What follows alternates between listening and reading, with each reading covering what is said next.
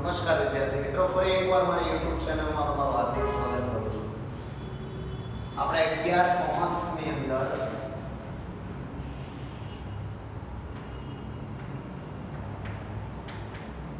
વિષય એકાઉન્ટનો ભાગ 1 ની અંદર ચેપ્ટર નંબર ગણતા 9 ખાતા વહી અને ખતવણી. છેલ્લા લેક્ચરમાં થિયરી વિશે ખ્યાલ મેળવો આપણે. હવેના દાખલા જોવાના છે. એક જ દાખલો હતો શીખી લેવાનો છે, બીજા કોઈ કરવાનું થતા નથી. 12મા માટે જે વસ્તુ શીખવાની છે એ શીખી લે.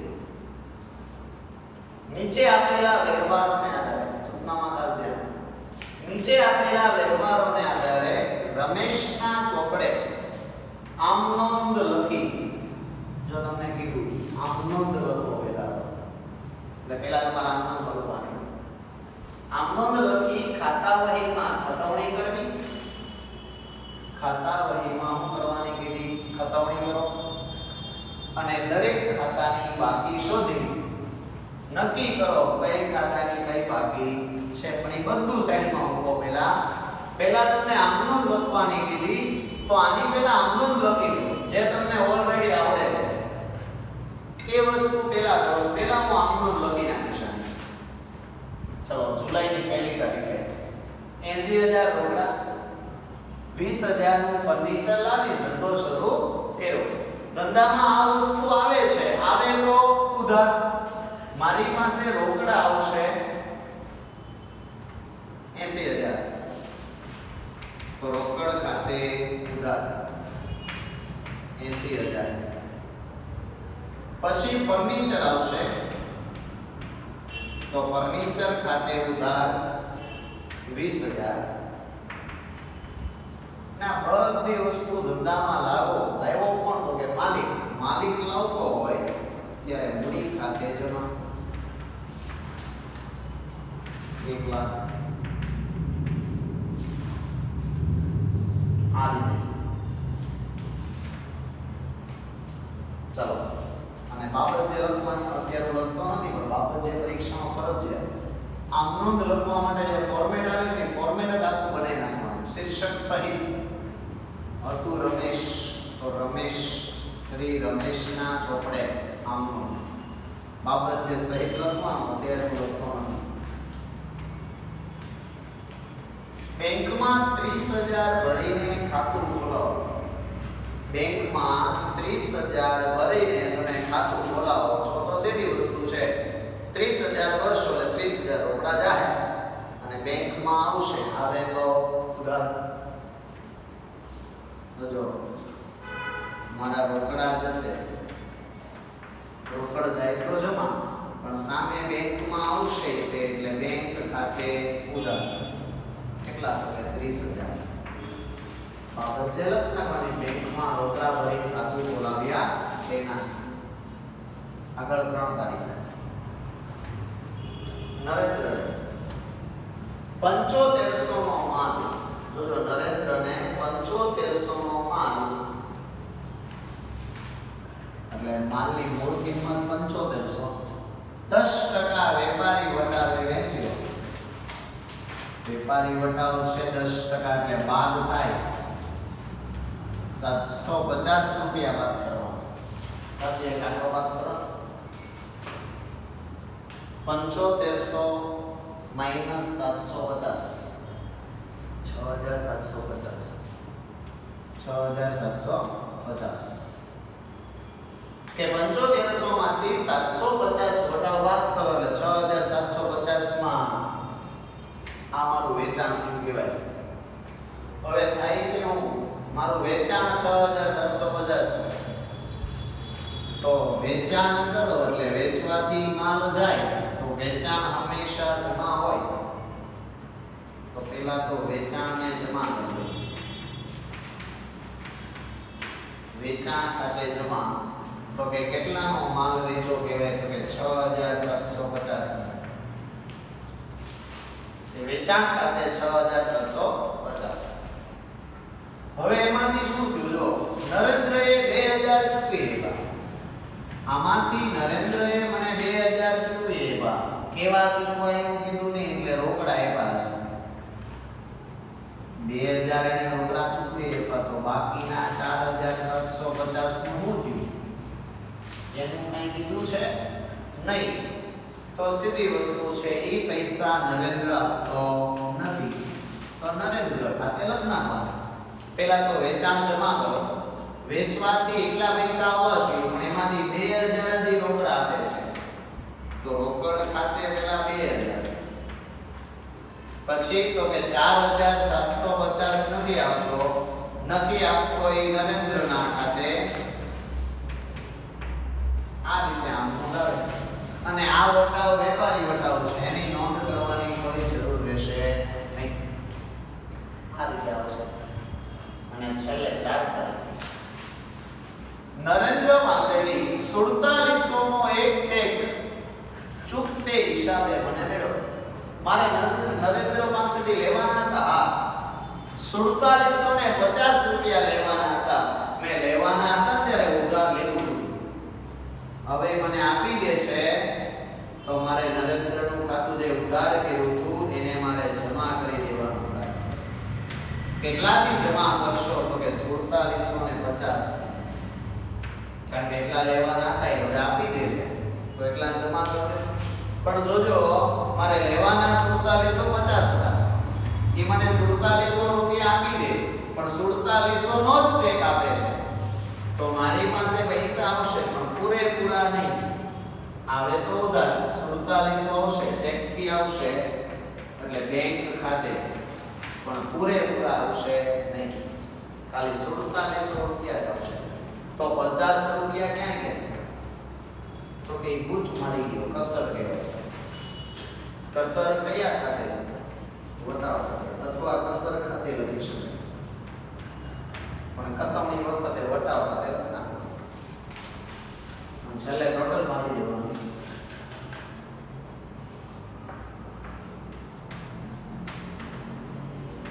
બરોબર. હું આવતો નહીં તમારે તે મારી દેવાનું છે પરીક્ષા અને ચોપડામાં લખો ત્યારે સેમ અહીંથી છે ને આ વ્યવહાર લ્યો તો આવશે અથવા તો બીજા વ્યવહાર લેશો તો દોડશે. બરાબર. આમનો તો આપણે શીખાય એમાં ઘણા વ્યવહાર આવ્યા.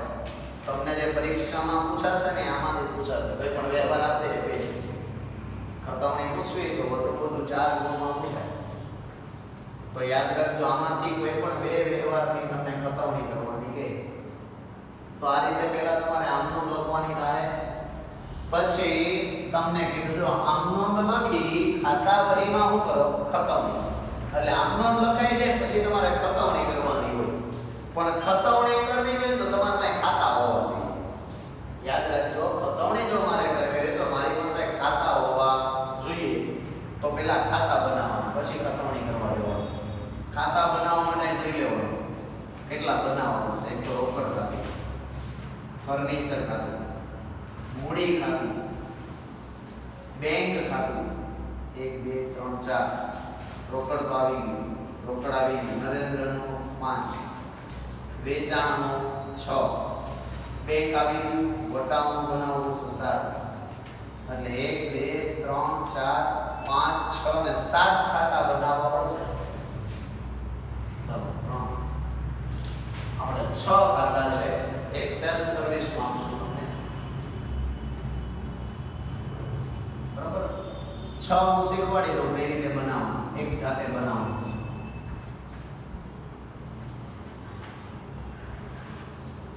ચલો ખાતા બનાવવા માટે શું કરવાનું? નક્કી થઈ ગયું 7 ખાતા બનાવવાના. પહેલું કામ આમનું લખો. પછી નક્કી કરો કેટલા ખાતા બનાવવાના. અને ખાતા બનાવી નાખો પહેલા. પછી ખતમણી કરવા જવાનું. પહેલા રોકડ ખાતું છે તો રોકડ ખાતું બનાવો. અહીંયા ખાતાનું નામ લખી નાખો. રોકડ ખાતું. ખાતું છે એટલે ઉધાર અને જમા બે બાજુ લખી નાખો. પછી ઉધાર બાજુ લખાય તારીખ, વિગત, નોંધણી પાના નંબર, રકમ આવશે રૂપિયામાં, તારીખ, વિગત, નોંધણી પાના નંબર અને રકમ આવશે રૂપિયામાં. આ રીતે પેલું ખાતું બની ગયું. એ જ રીતે હવે બીજું છે ફર્નિચર ખાતું. તો ફર્નિચર ખાતું બનાવવાનું ટૂંકમાં લખી નાખું છું. પરીક્ષામાં વ્યવસ્થિત લખવાનું.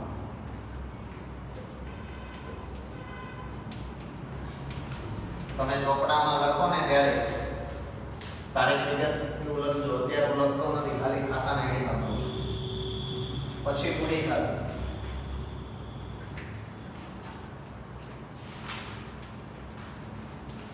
ચાલો પછી છે બેંક ખાતું,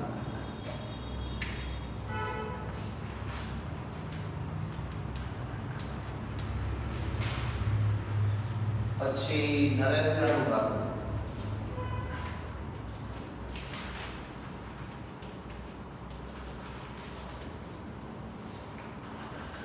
પછી વેચાણ ખાતું,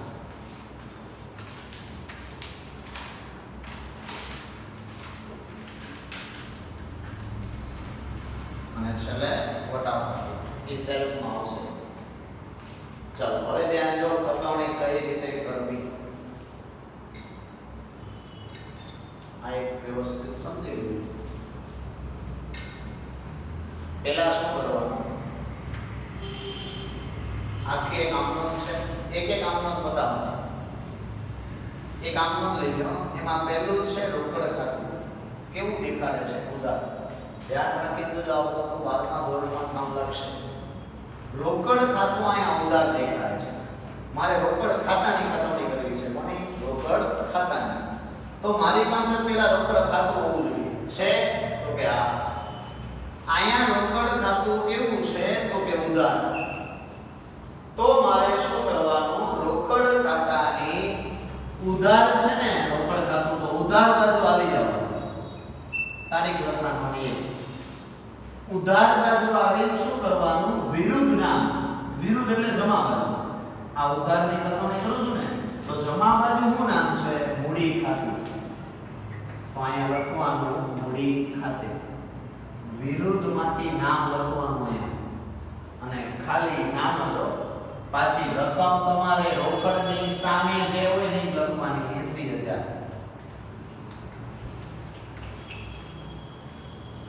આ રીતે ખતવણી થાય, બીજું કાંઈ નવું નથી. આ ચેપ્ટર કંટાળાજનક છે, બીજું કંઈ નહીં. કારણ કે બધું દોરવાનું લખવાનું વધી જાય. બાકી છે વસ્તુ હેલી. પછી છે ફર્નિચર ખાતું. તો પહેલા તો મારી પાસે ફર્નિચર ખાતું હોવું જોઈએ. તો કે છે હા. અહીંયા કેવું બોલે? ઉધાર. તો મારે ખાતાની કઈ બાજુ જવાનું? તો કે ઉધાર બાજુ. ત્યાં તારીખ માર દેવાની એક. વિરુદ્ધમાં શું નામ છે? તો કે મૂડી ખાતે. તો અહીંયા લખાશે મૂડી ખાતે. અને રકમ હંમેશા ફર્નિચરની ખતવણી કરતો હતો ને, તો ફર્નિચરની સામે કેટલા? 20000. તો 20000 અહીંયા લખાશે. અહીંયા લખાશે 20000. આવડશે? ચાલો પછી મૂડી ખાતું. મૂડી ખાતું જમા છે. પહેલા તો મૂડી ખાતું હોવું જોઈએ. છે હા. છે કેવું? જમા. તો જવાનું કઈ બાજુ? મૂડી ખાતાની જમા બાજુ. તારીખ મારી દેવાની 1. તારીખ મારી દેવાની 1. પણ વિરુદ્ધ કેટલા નામ છે? તો કે 2 નામ છે. તો 2 લખવાના. જમા બાજુ ક્યાં? વિરુદ્ધમાં નામ લખવા ગયા તો 2 નામ છે. તો 2 નામ લખવાના. પહેલા છે રોકડ ખાતું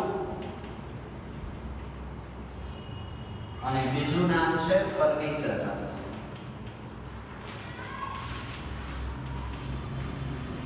આજ મેં શીખવાનું છે, યાદ રાખજો કે આવું હોય ત્યારે શું કરવાનું? તો કે 2 નામ હોય તો 2 લખવાના.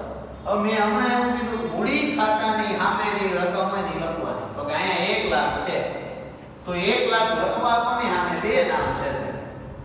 તો જ્યારે 2 નામ હોય, મૂડી ખાતા જમા બાજુ આવ્યા, વિરુદ્ધમાં 2 નામ હતા તો 2 લેખા.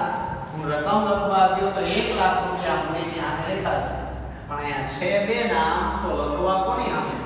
તો ત્યારે શું કરવાનું? અલગ અલગ લખવાનું. લખવાના 1 લાખ જ, પણ અલગ અલગ.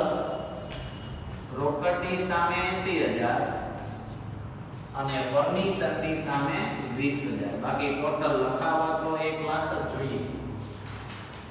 આ રીતે આવશે. ખ્યાલ આવ્યો?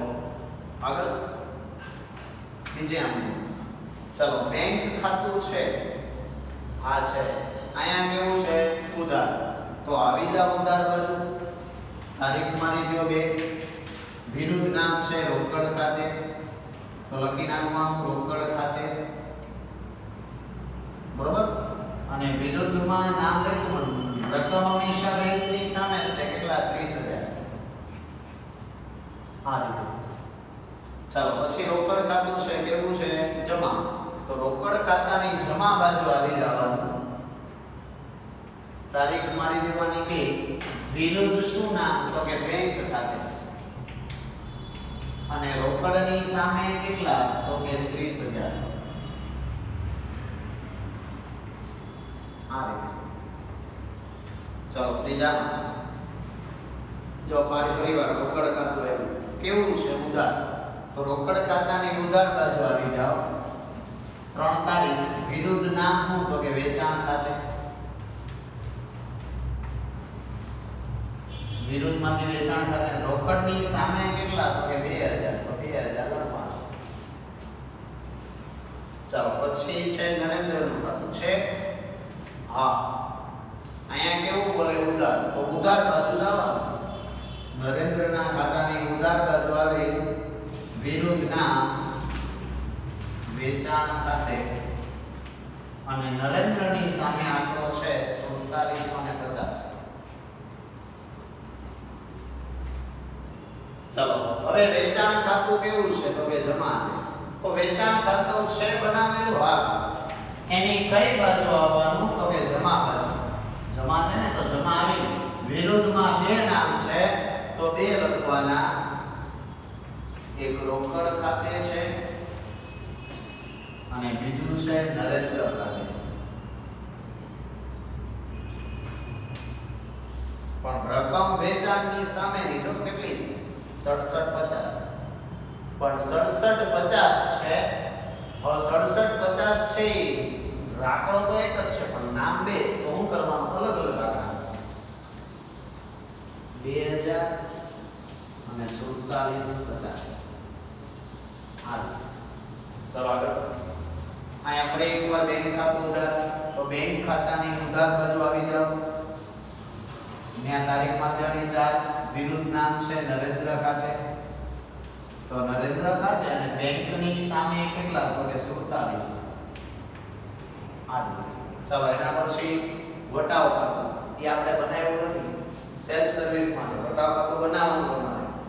જવાનું ઉધાર બાજુ નામ લખવાનું નરેન્દ્ર ખાતે એટલે ખાતાઓની પૂરી. અને છેલ્લે નરેન્દ્રનું ખાતું ફરી એકવાર કેવું છે જમા. તો નરેન્દ્રના ખાતાની જમા બાજુ આવી જવાનું. તારીખ મારવાની 4. પણ વિરુદ્ધ 2 નામ છે તો 2 નામ લખવાના. બેંક ખાતે અને બીજું છે વટાવ ખાતે. પણ રકમ નરેન્દ્રની સામેની જ લખવાની. નરેન્દ્રની સામે કેટલા 4750. એક જ આંકડો છે નામ 2 છે તો અલગ અલગ લખશું. 4750 આ રીતે.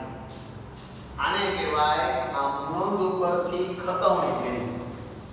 જો તમને પરીક્ષામાં એટલું જ કે આમ નોંધ લખો અને ખાતા વહીમાં ખતવણી કરો તો તમારે અહીંયા અટકી જવાનો દાખલો પૂરો. યાદ રાખજો આમાં અલગ અલગ રીતે પૂછાશે. મોટા ભાગે બધાની સ્કૂલમાં એટલું જ આવશે આમ નોંધ લખો અને ખાતા વહીમાં ખતવણી કરો બસ. પણ અમુક સ્કૂલોમાં વધારે પૂછે છે. વધારેમાં શું આવશે જોજો ખતવણી કરો એમ કે અને એવું કે છે દરેક ખાતાની બાકી શોધો. દરેક ખાતાને એવું શોધો બાકી. તો આમાં આગળ આવવાનું બાકી શોધવામાં કાંઈ ન હોય. માની લો કે રોકડ ખાતું તો રોકડ ને ભણીને આવ્યા એનું થોડુંક બુદ્ધિ અહીંયા કામ કરવાનું. 2 બાજુનો સરવાળો કરી દેવાનો. જો અહીંયા ઉધાર બાજુ છે 82,000 અને જમા બાજુ છે 30,000 તો વધારે કયા તો કે ઉધાર બાજુ. એ 2 બાજુ લખવાનું. અને અહીંયા રકમ ઘટશે. વધુ હોય તે બાજુ લખવાની, ઓછી હોય એ બાજુ ઘટે. 82,000 માંથી 30,000 કાઢો એટલે 52,000 રૂપિયા વધે. આને કહેવાય બાકી છેલ્લી. બાકી આગળ લઈ ગયા. છેલ્લી તારીખ માર દેવાની. જુલાઈ કરો છો ને, જુલાઈ 3100 હોય. આને કહેવાય બાકી શોધી છે. જો પરીક્ષામાં એમ કે બાકી શોધો તો આ રીતે શોધવાની. માની લો ફર્નિચર ખાતાની બાકી શોધવી, તો ફર્નિચર ખાતું ઉધાર બાજુ 20000 છે, જમા બાજુ કાંઈ નથી, તો જમા બાજુ 20000 ઘટશે. આ 20000 એની બાકી નીકળી ગઈ.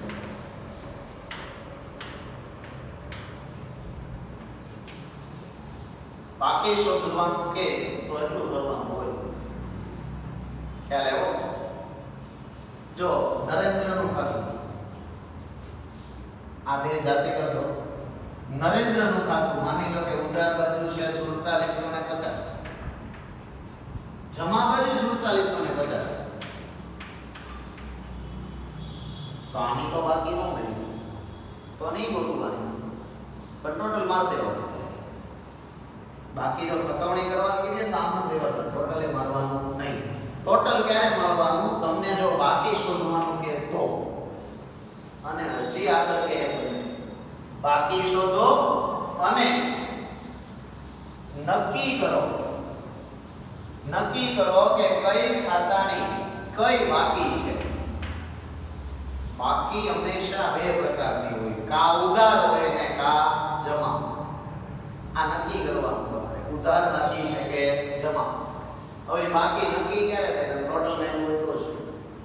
તો આનું ટોટલ મેં મારી દીધું છે, તો મારે રોકડ ખાતાની બાકી નક્કી કરવી તો શું કરવાનું? આ બાકી આગળ લઈ ગયા, ઈ હું આગળ લાવું કઈ બાજુ? તો કે ઉધાર બાજુ. મને મેળો જમા બાજુ, બાકી આગળ લઈ ગયા મેળો કઈ બાજુ? જમા બાજુ. તો એને લાવીશ કઈ બાજુ? ઉધાર. તો અહીંયા છે ને લખી નાખવાનું કે રોકડ ખાતાની ઉધાર બાકી છે. રોકડ ખાતાની શું છે? ઉધાર બાકી. એવું નીચે લખના. જો બાકી શોધી નક્કી કરવાનું કે તો આ મેં શોધી કહેવાય ખાલી. અહીંયા આટલો લખાયો 52000, બાકી આગળ લઈ ગયા એવું લખ્યું, એ બાકી શોધી કહેવાય. મને એમ કે નક્કી કરો, તો નક્કી કરી દીધી કે આ ઉધાર બાકી. આ રીતે યાદ રાખી શકો કે આ બાજુ જમા બાજુ મળી ગઈ તો ઉધાર બાજુ એને લાવવાનું થાય એટલે ઉધાર બાકી હોય. અથવા આ રીતે યાદ રાખી શકાય કે સરવાળો વધુ કઈ બાજુ આવ્યો? ઉધાર બાજુ. તો એની ઉધાર બાજુ. અહીંયા જો આપણે પેન કર્યું મૂડી ખાતાનો ફર્નિચર ખાતાનો સરવાળો છે, તો ફર્નિચર ખાતાનો સરવાળો ઉધાર બાજુ વધારે આવ્યો, તેમ કહેવાય ફર્નિચર ખાતાની ઉધાર બાકી છે. જો બાકી નક્કી કરવાનું કે તો આ રીતે નીચે લખવું પડે. ખાલી ખતવણી કરવાની કે ટોટલ એની કરવાનું, બાકી શોધવાની કે ટોટલ માં દેવાનું. અને એમ કે બાકી નક્કી કરો તો આ રીતે નક્કી કરી દેવાનું. બને ત્યાં સુધી આમનોંધ લખી ખતવણી કરવાનું કહેશે, એથી વિશેષ આવશે નહીં. પણ તેમ છતાં એકવાર પ્રેક્ટિસ કરના. જો આની બાકી નક્કી કરવાનું કીધું, આની તો બાકી જ નથી નીકળી, બે બાજુ હરખું થઈ ગયું, તો આને શું કહેવાય? જોજો, નરેન્દ્રનું ખાતું સરભર થયું એમ કહેવાનું. એટલે કોઈ પણ ખાતાનું ટોટલ મારો ને એટલે ત્રણ વસ્તુ તમને મળે, કા ઉધાર બાકી મળે, કા જમા બાકી મળે, કા તો ખાતું સરભર થઈ જાય. સરભર થયું એમ કોને કહેવાય? તો કે બંને બાજુનો સરવાળો કેવો થઈ જાય? સરખો, એને કહેવાય ખાતું સરભર થયું. આ રીતે થશે. એટલે દાખલો છે ને આમ તો આમનો લખી પછી ખતવણી કરવાનું કે બે સ્ટેપી, ત્રીજા સ્ટેપમાં એવું કે બાકી શોધો, ચોથા સ્ટેપમાં કે બાકી નક્કી કરો. તો ચાર સ્ટેપ આમાં પૂછી શકે. બરોબર? હજી પાંચમું સ્ટેપ એક છે પણ એ કોઈ કાલે નથી આવવાનું. વધુ 4 ગુણમાં દાખલો પૂછાય અને 12 ગુણ માટે જે મહત્વનું છે ને, સોરી 12મા ધોરણ માટે એ ખાલી એટલું જ મહત્વનું છે કે આમનો ઉપરથી અને ખતવણી કરતા આવવું જોઈએ બસ. એટલે આગળ જતા આપણને કામ લાગશે બસ એ જ. બાકી 11મા ધોરણથી અહીંયા સુધી શીખી લેવાનું નક્કી કરતા સુધી. તમને આમનો કોઈ પણ આવી શકે.